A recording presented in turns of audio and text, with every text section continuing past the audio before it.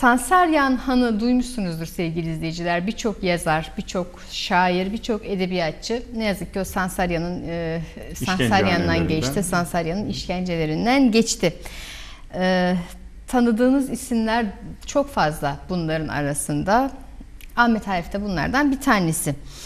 Ahmet Arif'in gazetecilik yaptığı yıllarda aynı serviste çalıştığı avukat İhsan Fikret Biçici şöyle söylüyor. Biz doğrudan onların diliyle, onların ağzıyla anlatmak istiyoruz sizlere sevgili izleyiciler.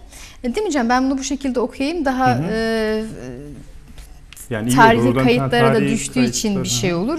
Tanıklık olduğu için ben bunu direkt sunmak istiyorum sizlere. Şöyle demiş. Şey olarak birçok insan bilmiyor. Yani bu hani yaşamından çeşitli kesitleri bilmediği gibi özellikle bu Sansaryan'da gördüğü işkenceler sonucu yaşadıklarını, Ahmet Arif'in yaşadıklarını, çünkü sonrasında bütün yaşamını etkileyen bir seyir izliyor. Evet, çünkü yaşadıkları. Evet, ondan dolayı önemli biraz. Evet, Ahmet Arif böyle huysuz, asık suratlı birisi olarak tanınır. Öyle bir izlenimi vardır onun. Nedenini biraz şuradan anlıyoruz. Avukat İhsan Fikret Biçici şöyle söylüyor. Ahmet Arif gördüğü işkencelerden dolayı huysuz ve kimseyle anlaşamayan bir insan haline geldi. Kitaplardan ve kulaktan duyduğum işkence lafını ilk kez işkence görmüş bir insanın ağzından dinledim. Gördüğü işkenceyi anlatınca ben dayanamayıp ağlayarak odayı terk ettim. Bu olay benim Ahmet Arif'e farklı değerlendirmem için bir kapı açtı. Benim tanıdığım yıllardaki Ahmet Arif çok huysuz bir insandı. Ahmet Arif'i 70'li yıllardan sonra tanıyanlar farklı bir Ahmet Arif'i tanıdı. Yani insanların... Şu var Petek, özellikle şimdi bakıyoruz bütün işte değişik dönemlerde edebiyatçılarımızın, şairlerimizin büyük bir kısmı, özellikle devrimci olanların büyük bir kısmı cezaevlerinden geçmişler, işkencehanelerden geçmişler. Ahmet Arif de bunlardan bir tanesi. Şu var, toplumsal bir gerçek olarak aslında işkence halen sürüyor. Bunu altını çizmek lazım. Genelde şöyle oluyor, belki açıklamalara geldiğinde devlet erkanı tarafından yapılan açıklamalarda işte münferit olaylardır. İşte bazen bu türden şeyler bir kasa sandığın içindeki elmaların içinde çürük elmalar da çıkıyor gibi böyle söylemler kullanıyorlar. Aslında bunların hepsi bence sahtekarlık. Yani yazarına, şairine bunu yapan sıradan insanla neyi yapar artık herkes bilmedi. 1 Mayıs'ta işte yaptıkları ortada. Yani bu açıdan baktığında toplumsal sistematik olarak devam ediyor. Sistematik olarak bu işkencenin sürdüğünü söylemek lazım. Halen sürüyor ki hani İnsan Hakları Sözleşmesi altına imza atmış vesaire vesaire, ama bunların pratikte çok fazla bir anlamı olmuyor. Halen devam ediyor. Cezaevleri halen devam ediyor. Şimdi bu işte daha önce Nazım Hikmet'i işte geçen hafta yaptığımızda 13 sene cezaevinde kalan birisiydi. İşte Ahmet Arif yine aynı şekilde. Sen istersen oradan yine o bilgilerden birazcık o bilgilerden değil de Can Ali, şeyi aktarmak istiyorum ben şimdi. Bu cezaevinde yazdığı şiirlerden bir tanesi Akşam Erken İner Mapushaneye şiiri vardır sevgili izleyiciler. Ben şimdi size onu okumak istiyorum.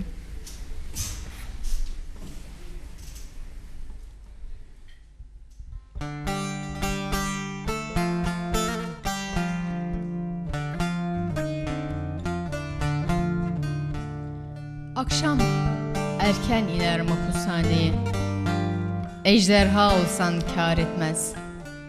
Ne kavgada ustalığın, ne de çatal yürek civan oluşun kâr etmez. İnceden içine dolan ve alıp götüren hasrete. Akşam erken iner mapushaneye, iner 7 kol demiri 7 kapıya. Birden ağlamaklı olur bahçe. Karşıda duvar dibinde 3 kök hercai menekşe, 3 dal gece sefası. Aynı korkunç sevdadadır gökte bulut, dalda kayısı. Başlar koymaya hapislik, karanlık, can sıkıntısı. Kürdün gelinini söyler Malta'da biri, bense Volta'dayım ranza dibinde. Ve hep olmayacak şeyler kurarım, gülünç, acemi, çocuksu. Vurulsam, kaybolsam derim bir kavgada. Erkekçe olsun isterim dostlukta, düşmanlıkta. Hiçbiri olmaz halbuki. Geçer süngüler namluya, başlar gece devriyesi jandarmaların. Hırsla çakarım kibriti, ilk nefeste yarılanır cigaram.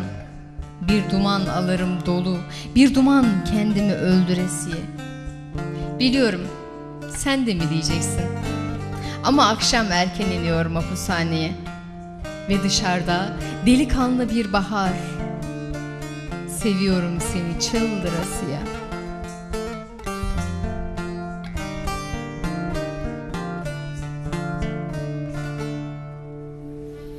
Ahmet Kaya'nın bestesiyle arkadaşlarımız hasretinden prangalar eskittim diyorlar.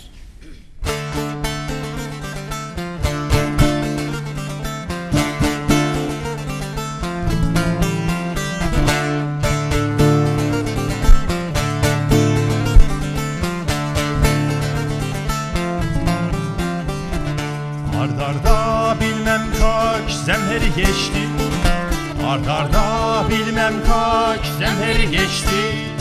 Vurdu yurdu kuşu yurdu zindan uyurdu, vurdu yurdu kuşu yurdu zindan uyurdu. Dışarıda gürül gürül akan bir dünya, dışarıda gürül gürül akan bir dünya. Bir ben uyumadım kaç bahar leylim, bir ben uyumadım kaç bahar leylim. Hasretinden prangalar eskitti, hasretinden prangalar eskitti. Karanlık gecelere de kendimden geçtim, karanlık gecelere de kendimden geçtim. Saçlarına akan gülleri takayım, saçlarına akan gülleri takayım. Bir o yandan bir bu yandan elma yanaktan, bir o yandan bir bu yandan elma yanaktan.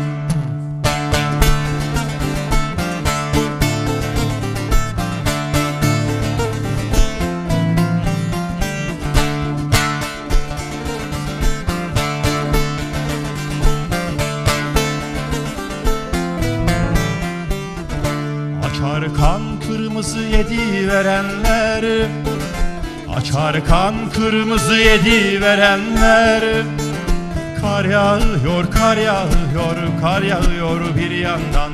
Kar yağıyor, kar yağıyor, kar yağıyor bir yandan. Savrulur Karaca'da savrulur Zozan, savrulur Karaca'da savrulur Zozan.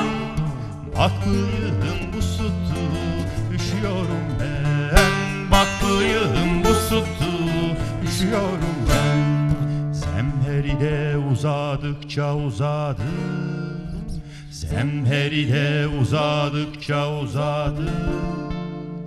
Seni baharmışsın gibi düşünüyorum, seni baharmışsın gibi düşünüyorum, seni baharmışsın gibi düşünüyorum.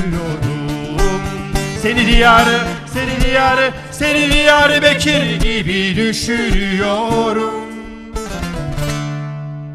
Seni anlatabilmek seni, iyi çocuklara, kahramanlara.